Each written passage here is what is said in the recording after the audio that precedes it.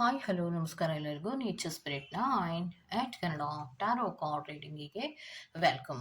ಇವತ್ತು ನಾನು ತಗೋತಾ ಇರುವಂತಹ ರೀಡಿಂಗ್ ಯಾವುದು ಅನ್ನೋದಾದರೆ, ನಿಮ್ಮ ಪ್ರೀತಿಯ ವ್ಯಕ್ತಿ ಯಾತಕ್ಕೆ ಪದೇ ಪದೇ ನಿಮ್ಮ ಜೊತೆ ಸಿಟ್ಟಿನಲ್ಲಿ ಮಾತಾಡ್ತಾ ಇದ್ದಾರೆ ಅನ್ನೋದ್ರ ಬಗ್ಗೆ ನಾನು ರೀಡಿಂಗನ್ನು ತಗೋತಾ ಇದ್ದೀನಿ. ಕೆಲವೊಬ್ಬರಿಗೆ ರೀಸನ್ ಗೊತ್ತಿರುತ್ತೆ, ಕೆಲವೊಬ್ಬರಿಗೆ ರೀಸನ್ ಗೊತ್ತಿರೋದಿಲ್ಲ.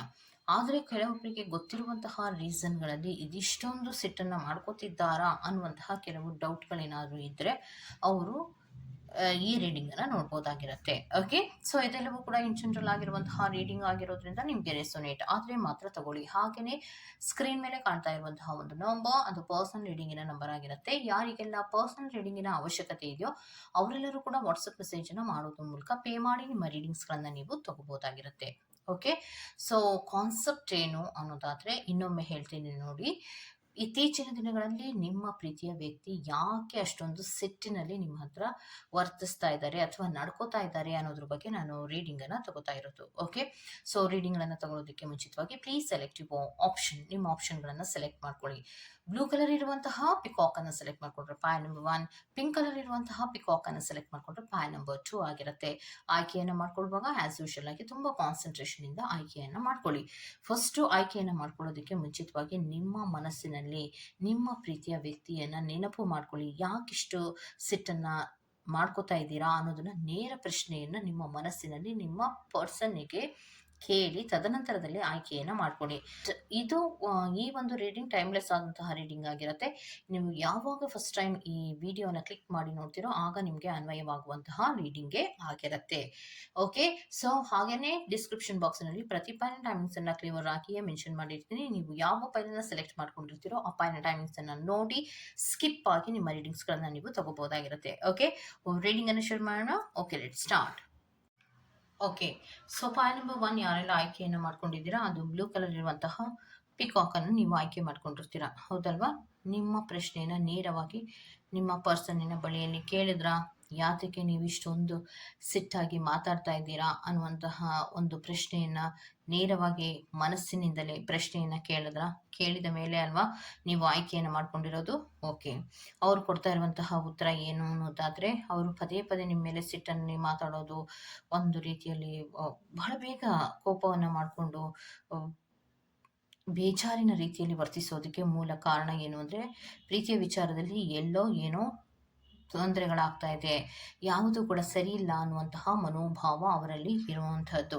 ಮತ್ತೆ ಪ್ರೀತಿಯ ವಿಚಾರದಲ್ಲಿ ಅವರಿಗೆ ಏನೋ ಸೀಕ್ರೆಟನ್ನು ನೀವು ಮುಚ್ಚಿಡ್ತಾ ಇದ್ದೀರಾ, ನನಗೇನು ಓಪನ್ ಅಪ್ ಆಗಿ ಹೇಳ್ತಾ ಇಲ್ಲ ಅನ್ನುವಂತಹ ಮನಸ್ಥಿತಿ ನಿಮ್ಮ ಪರ್ಸನ್ಗೆ ಇರೋದ್ರಿಂದ ಅವರು ಪದೇ ಪದೇ ನಿಮ್ಮ ಜೊತೆಯಲ್ಲಿ ಸಿಟ್ಟಿನಲ್ಲಿ ಮಾತಾಡೋದಕ್ಕೆ ಕಾರಣ ಆಗ್ತಾ ಇದೆ. ಏನೋ ಒಂದು ರೀತಿಯ ಭಯ ಅವರಲ್ಲಿ ಪ್ರೀತಿಯ ವಿಚಾರಕ್ಕೆ ಸಂಬಂಧಪಟ್ಟಂತೆ, ನಿಮ್ಮ ವಿಚಾರಕ್ಕೆ ಸಂಬಂಧಪಟ್ಟಂತೆ ಭಯ ಅವರಲ್ಲಿ ಇದೆ ಅನ್ನುವಂಥದ್ದನ್ನ ರೆಪ್ರೆಸೆಂಟ್ ಮಾಡ್ತಾ ಇದೆ. ಮತ್ತೆ ಪ್ರೀತಿಯ ವಿಚಾರದಲ್ಲಿ ಸ್ಟ್ರಾಂಗ್ ಬಾಂಡೇಜ್ ಬೇಕು, ಮ್ಯೂಚುವಲ್ ಅಂಡರ್ಸ್ಟ್ಯಾಂಡಿಂಗ್ಗಳು ಬೇಕು ಅನ್ನುವಂತಹ ರೀತಿಯಲ್ಲಿ ಅವರು ಅನ್ಕೋತಾರೆ.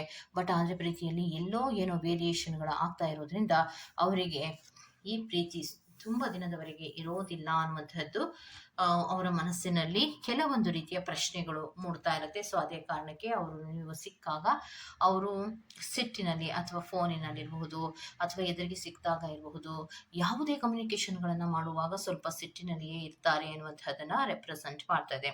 ಪ್ರೀತಿಯ ವಿಚಾರಕ್ಕೆ ಸಂಬಂಧಿಸಿದಂತೆ ಕ್ರಾಸ್ ರೋಡ್ಸ್ ಅನ್ನ ರೆಪ್ರೆಸೆಂಟ್ ಮಾಡ್ತಾ ಇದೆ.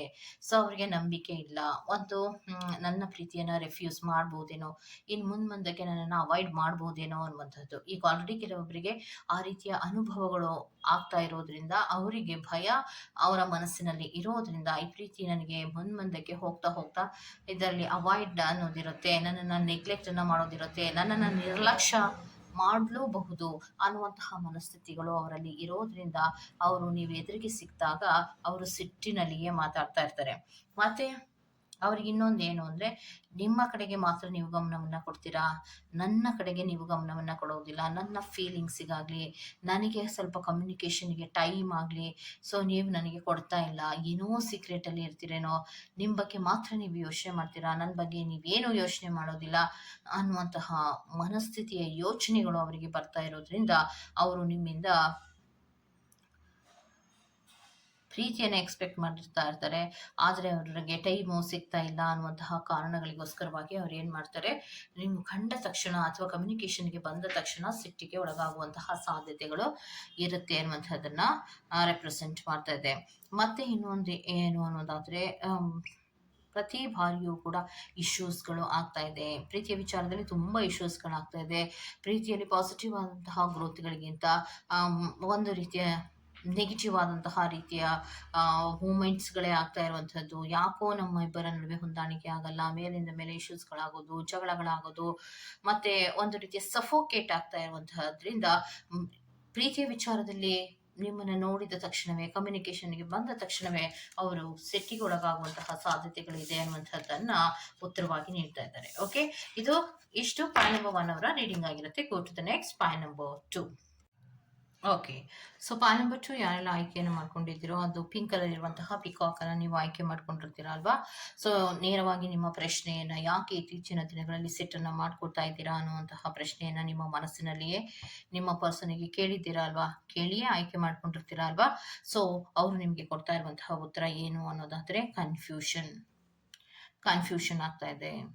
ನನಗೆ ತುಂಬ ಕನ್ಫ್ಯೂಷನ್ ಆಗ್ತಾ ಇರೋದ್ರಿಂದ, ಮತ್ತೆ ಇತ್ತೀಚಿನ ದಿನಗಳಲ್ಲಿ ಪ್ರೀತಿಯ ವಿಚಾರದಲ್ಲಿ ನೀನು ನನಗೆ ಹಾಕ್ತಾ ಇರುವಂತಹ ಬೌಂಡ್ರೀಸ್ಗಳು, ಎಲ್ಲೋ ನೀನು ನನ್ನ ನಿರ್ಲಕ್ಷ್ಯ ಮಾಡ್ತಾ ಇದೆಯಾ, ಅವಾಯ್ಡನ್ನು ಮಾಡ್ತಾ ಇದೆಯಾ, ನನಗೇನೋ ಬೌಂಡ್ರೀಸನ್ನು ಹಾಕ್ತಾ ಇದೆಯಾ ಅನ್ನುವಂಥದ್ದು ನನಗೆ ಅನ್ನಿಸ್ತಾ ಇದೆ. ಸೊ ಅದೇ ಕಾರಣಕ್ಕೋಸ್ಕರವಾಗಿ ನಾನು ನಿನ್ನನ್ನು ನೋಡಿದ ತಕ್ಷಣ ಅಥವಾ ನೀನು ಕಮ್ಯುನಿಕೇಷನ್ಗೆ ಬಂದ ತಕ್ಷಣ ನನಗೆ ಸಿಟ್ಟು ಬರ್ತಾ ಇದೆ ಅನ್ನುವಂಥದ್ದನ್ನು ರೆಪ್ರೆಸೆಂಟ್ ಮಾಡ್ತಾ ಇದ್ದೆ. ಸೊ ನೀವು ಹೆಚ್ಚಾಗಿ ರಿಚ್ ಕಮಿಟ್ಮೆಂಟ್ಗಳ ಕಡೆಗೆ ಹೆಚ್ಚು ಗಮನವನ್ನು ಕೊಡೋದು ಅನ್ನೋದು ಅವರ ಮನಸ್ಥಿತಿ ಆಗಿರುತ್ತೆ.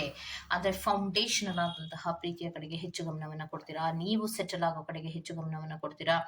ಮತ್ತೆ ನಿಮ್ಮನ್ನು ನೀವು ಒಂದು ರಿಚ್ ಆಗಿ ಇರುವಂತಹ ಒಂದು ಕಮಿಟ್ಮೆಂಟ್ ಅನ್ನು ಕೊಡೋದಕ್ಕೆ ನಿಮ್ಮ ಮನಸ್ಥಿತಿ ಇದೆಯೇನೋ ಅನ್ನುವಂತಹ ರೀತಿಯಲ್ಲಿ ಅವರು ಹೆಚ್ಚಾಗಿ ಯೋಚನೆ ಮಾಡ್ತಾ ಇರೋದ್ರಿಂದ ನಿಮ್ಮ ಬಳಿಯಲ್ಲಿ ಅವರು ಮಾತಾಡೋದಕ್ಕೆ ಇಷ್ಟಪಡೋದಿಲ್ಲ ಅನ್ನೋದಕ್ಕಿಂತ ಸಿಟ್ಟನ್ನ ಮಾಡ್ಕೋತಾರೆ. ಇಷ್ಟ ಇದ್ರೂ ಕೂಡ ಕಮ್ಯುನಿಕೇಶನ್ಸ್ ಅನ್ನ ಮಾಡುವಾಗ ಅವರು ಸಿಟ್ಟನ್ನ ಮಾಡ್ಕೋತಾರೆ. ಬಿಕಾಸ್ ಪ್ರೀತಿಯ ವಿಚಾರದಲ್ಲಿ ಇವರೇನಾದ್ರೂ ಕಮಿಟ್ಮೆಂಟ್ ಅನ್ನ ಪಡ್ಕೋಬೇಕು ಅನ್ನುವಂತಹ ರೀತಿಯಲ್ಲಿ ಇದ್ದಾಗ ಅವರಿಗೆ ಬೇರೆಯಾದಂತಹ ಒಂದು ರಿಚ್ ಆದಂತಹ ಕಮಿಟ್ಮೆಂಟ್ಗಳು ಬಂದಾಗ ಅವ್ರು ಒಪ್ಕೋಬಹುದೇನೋ ಅನ್ನುವಂತಹ ಭಯವು ಕೂಡ ಇವರಲ್ಲಿ ಇರುತ್ತೆ.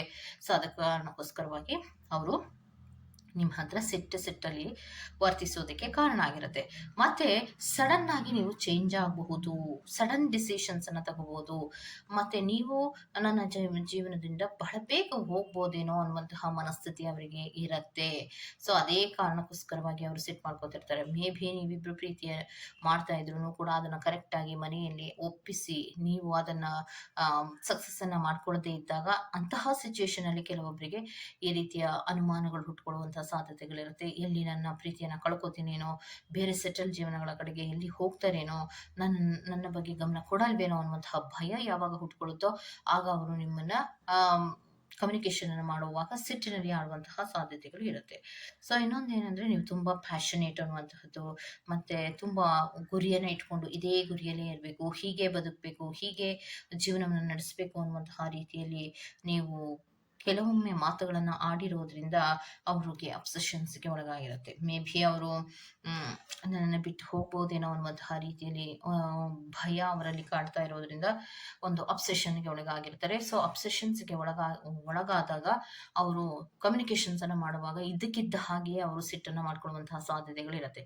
ಕ್ಲಾರಿಟಿ ಇಲ್ಲ, ನನ್ನ ಬಿಟ್ಟು ಹೋಗ್ಬೋದೇನೋ, ಏನಾಗ್ತಾ ಇದೆಯೋ ಗೊತ್ತಾಗ್ತಾ ಇಲ್ಲ ಇವ್ರ ಲೈಫಿನಲ್ಲಿ, ಇವರು ನನಗೆ ಸರಿಯಾಗಿ ಏನು ಹೇಳ್ತಾ ಇಲ್ಲ, ಇವರು ಸೆಟಲ್ ಆದಂತಹ ಜೀವನವನ್ನು ಮಾಡ್ಕೊಳ್ಳೋ ಕಡೆಗೆ ಗಮನ ಕೊಡ್ತಾ ಇದ್ದಾರೇನೋ, ಸಡನ್ ಮೂಮೆಂಟ್ ಸಡನ್ ಚೇಂಜಸ್ಗಳು ನಮ್ಮ ಪ್ರೀತಿಯಲ್ಲಿ ಆಗಬಹುದೇನೋ ಅನ್ನುವಂತಹ ರೀತಿಯ ಆಲೋಚನೆಗಳನ್ನ ನಿಮ್ಮ ಪರ್ಸನ್ ಮಾಡ್ತಾ ಇರೋದ್ರಿಂದ ಅವರು ಮಾತು ಆಡ್ತಾ ಇದ್ದಂಗೆನೆ ಅವರಿಗೆ ಸಿಟ್ಟುಗಳು ಬರುವಂತಹ ಸಾಧ್ಯತೆಗಳಿರುತ್ತೆ. ಸೊ ಇದೇ ಪ್ರಶ್ನೆಯನ್ನ ನೀವು ನೇರವಾಗಿ ನಿಮ್ಮ ಮನಸ್ಸಿನಲ್ಲಿ ನಿಮ್ಮ ಪರ್ಸನ್ಗೆ ಕೇಳಿದ್ರೆ ಅವರು ನಿಮಗೆ ಕೊಡ್ತಾ ಇರುವಂತಹ ಉತ್ತರ ಆಗಿರುತ್ತೆ. ಓಕೆ, ಇದಿಷ್ಟು ಪಾರ್ಟ್ ನಂಬರ್ 2 ಅವರ ರೀಡಿಂಗ್ ಆಗಿರುತ್ತೆ. ಈ ತರಹದ ರೀಡಿಂಗ್ ನಿಮ್ಗೆ ಇಷ್ಟ ಆಗಿದೆ ದಯವಿಟ್ಟು ಸಬ್ಸ್ಕ್ರೈಬ್ ಮಾಡಿ, ಪಕ್ಕದಲ್ಲಿ ಇರುವಂತಹ ಬೆಲ್ ಐಕಾನ್ ಅನ್ನು ಪ್ರೆಸ್ ಮಾಡಿ. ನಾವು ನಿಮ್ಮನ್ನ ಮತ್ತೊಂದು ರೀಡಿಂಗ್ ನಲ್ಲಿ ಸಿಗ್ತೀನಿ ಅಂತ ಹೇಳ್ತಾ ಅಲ್ಲಿವರೆಗೂ ಟೇಕ್ ಕೇರ್, ಬೈ ಬಾಯ್.